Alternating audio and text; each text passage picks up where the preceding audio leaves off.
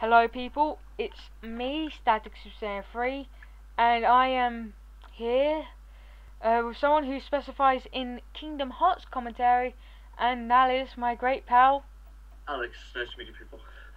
Yes, I don't know well, if it's specialised or not.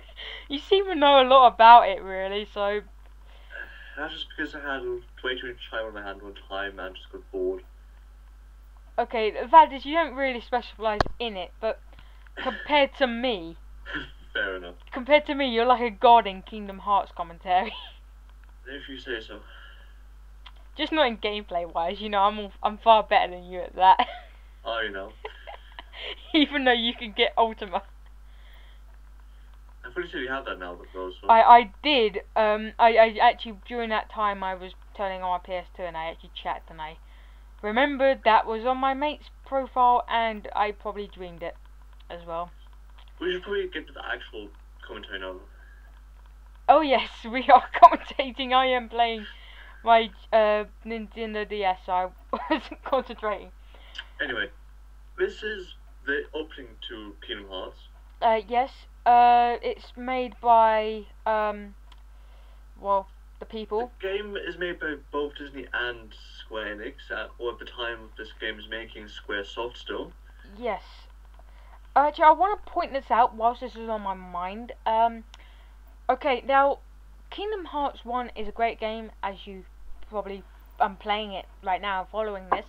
But Final Mix, now, I have that. I'm going to actually implement scenes from Final Mix and boss battles, so you will not miss out. Just to let you know there, because, you know.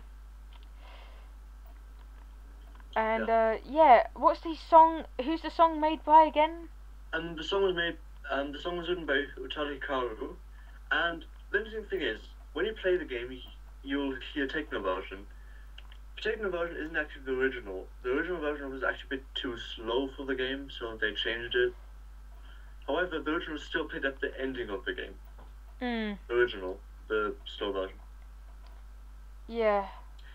It is also the intro. It's also the opening for Kingdom Hearts Birth by Sleep, and played at the ending of Kingdom Hearts 2 as well. Yeah, it's also the intro to Recoded as well.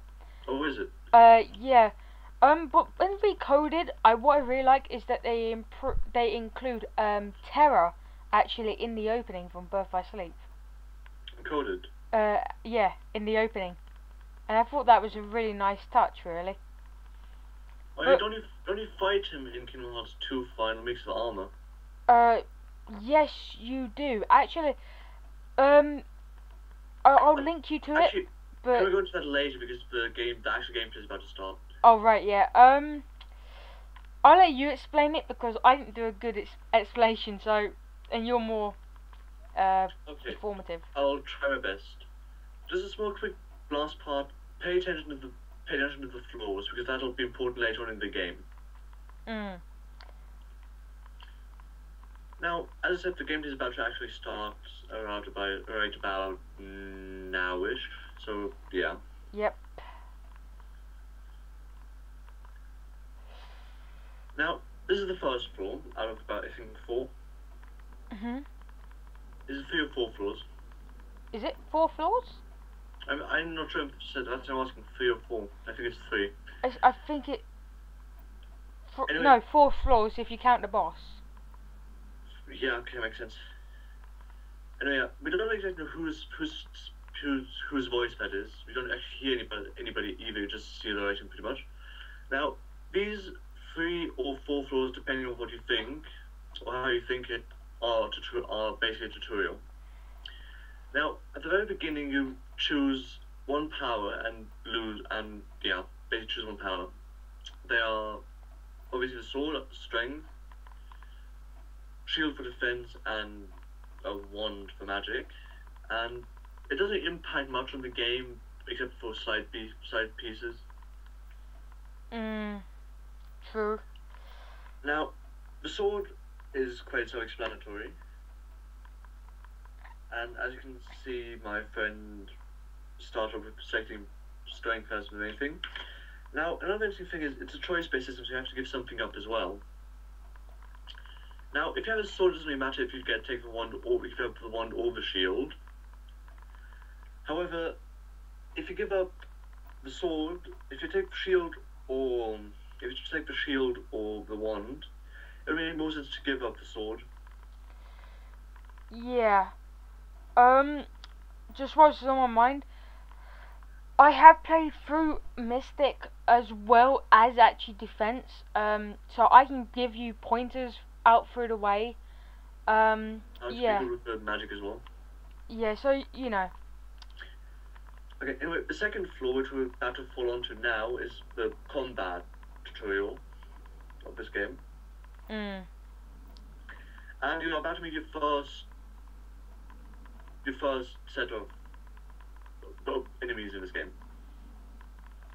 Yes. There's pretty much just gonna be Alex speaking through this much of it all because he knows more. Yeah, I know a bit more about the Heartless. For example, there's two different family branches, Pureblood and Emblem, but we'll go into that a bit later. Isn't the Pureblood what comes at the end of? Actually, the very first ones you fight are Pureblood Heartless. Oh, are they? Pureblood Heartless are the ones that don't actually have the symbol. Oh, okay. That's new. And I thought I was a KH nerd. Apparently not. I'll send you the link to that later. Okay. And these are called Shadow Heartless. They're the weakest Heartless. These are basically the weakest Heartless. These are basically that you easy win. They pretty much don't attack you if you're lucky. Well, they do, but depending on the difficulty you play at anyway. But the attacks are very, very weak. They only really create problems if you fight them in huge, and I mean huge, masses.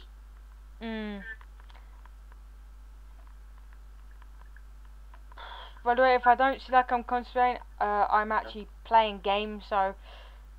Yeah, as I said, this basically teaches you the whole about combat drill, as it also teaches you how to lock onto enemies, which is one of the main things you will be doing throughout the game. Yes, unfortunately though, the thing doesn't lock on. Basically, I don't like lock on that much because I always seem to want to lock onto a boss, and I lock onto the most weakest enemies around it.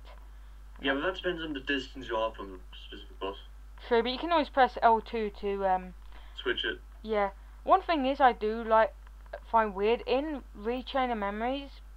Yeah. The L2 is actually lock on, and I can't get used to that.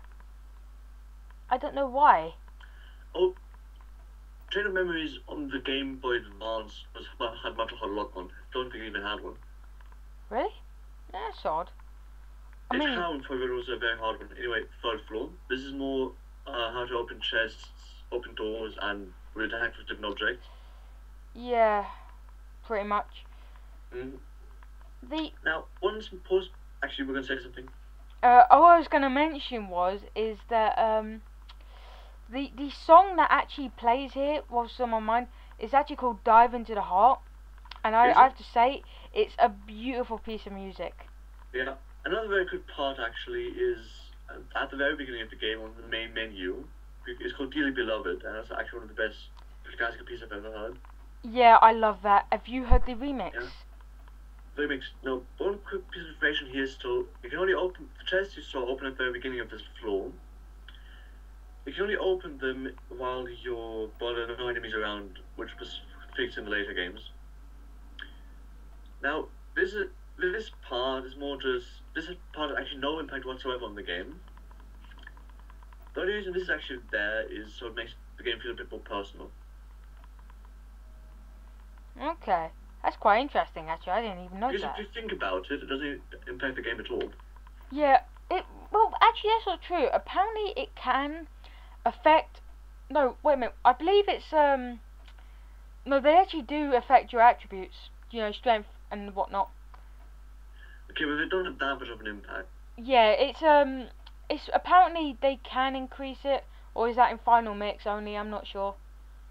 It Yeah. could be Final Mix. But I do know, like I said on our second trial,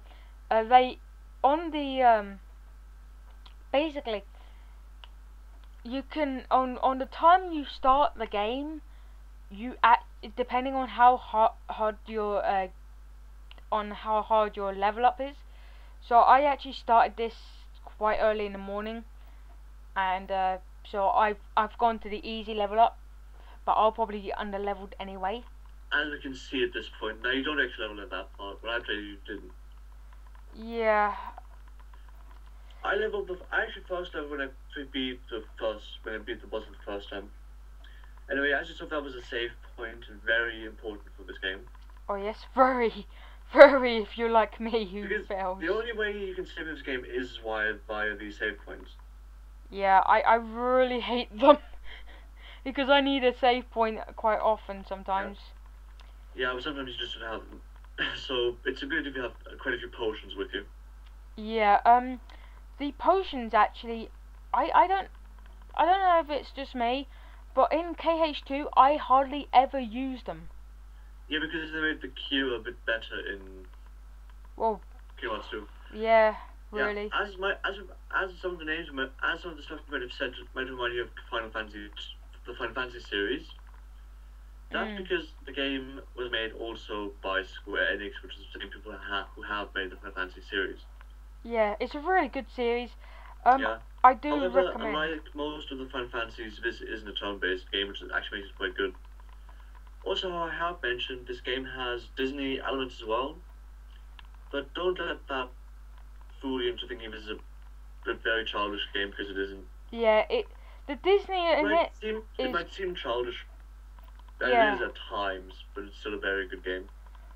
One of the things I really like, and it probably is only just me, but if you're a big fan of Disney like me, and then you watch back of it, you just get that old child laughter. You know, that old, what's the word? It has the sort of Disney comic relief with it. Yeah. I'm probably the only one who I know, other than probably you, who actually just laughs at the Disney, but mainly I just love Goofy in the game. Yeah. Now, the thing is, this game has feeling as well, like most modern games. Yeah. The one thing I do like about the game is the fact is that if you don't have to, it's quite strategized. You need to be really good at the game really to just play through certain bosses as it were. Yeah. You know. And it's really difficult game. If someone said they got through the whole game with proud mode without getting a hit, I'm sorry, then you're cheating. They are lying. They're cheating. I swear. Cheating or lying, one of the two. Yeah. I mean, this game is hard, especially final boss. Yeah. But the funny thing is, the final boss on his last stage, I actually didn't even touch him. I let Donald and Goofy finish him off. It was so fun. Yeah. And we'll go into a bit more detail later, but this is the actual start of the game. And you see two of the main characters at the moment. Obviously, you play as Sora. Yeah. Which is the brown-haired kid. The spiky-haired douche. Yeah. I don't know so why. If we ever get to a Kingdom Hearts 2 playthrough, you'll understand why we call him a douche. But yeah. Yeah. He is a real douche in Kingdom Hearts 2. Yeah. Anyway, yeah, the two main characters. And you mentioned time that she reminded you of that. The girl kind of reminded you of Kairi from Digimon. Yes. At the time, actually, Kingdom Hearts was announced. I actually was watching the Kingdom Hearts playthrough because I wanted to watch Digimon again because I hadn't seen it in a while. And by the way, the white-haired kid is the third main character. Yeah, that's we'll go into more detail later on. That's Riku. Yeah, Riku. One of the best characters in history, really. Yeah. In KH2 though, more so. Yeah. You, however, never get to play him. That's not true. KH2 you get to play him. And yeah, for a very short amount of time. Yeah, and in the only time you actually really do play as him is in Chain of Memories. And the new Kingdom Hearts game. You don't play him in this game. Yep. Anyway, it's about to end the episode. Yep. So if you like this video, please like, comment, and subscribe. And join us for the next one if you did like it. Yes. See you then.